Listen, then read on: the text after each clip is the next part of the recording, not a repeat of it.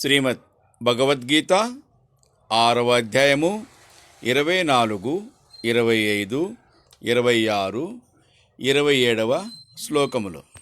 సంకల్ప ప్రభవాన్ కామాన్ త్యక్త్వా సర్వాన్ శేషతః మనసైవేంద్రియగ్రామం వినియమ్య సమంతతః శనైః-శనైరుపరమేత్ బుద్ధ్యా ధృతిగృహీతయా ఆత్మసంస్థం మనః కృత్వా న కించిదపి చింతయేత్. సంకల్పజన్యములగు కోరికలను తీరా వదలి మనస్సుతో ఇంద్రియ సముదాయమును పూరా నిగ్రహించి ధైర్యయుక్తమగు బుద్ధి చేత విషయములను మెల్లమెల్లగా అటకాయించి మనస్సును ఆత్మయందు నెలకొల్పి యోగి నిశ్చింతుడు కావలెను.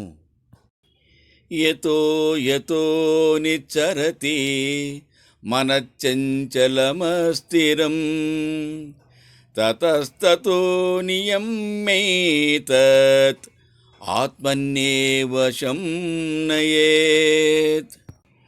మనస్సు ఎప్పుడెప్పుడు చెలించిపోవుచుండునో అప్పుడప్పుడే దానిని నిగ్రహించుచు ఆత్మాయత్తము చేయుటకై యోగి యత్నించవలెను. ప్రశాంత మనసం హ్యేనం యోగినం సుఖముత్తమం ఉపైతి శాంతరజసం బ్రహ్మభూతమకల్మషం.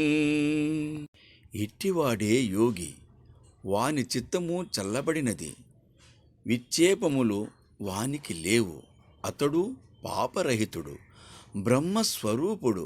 అట్టివానికి సర్వోత్తమమగు సుఖము చేకూరును.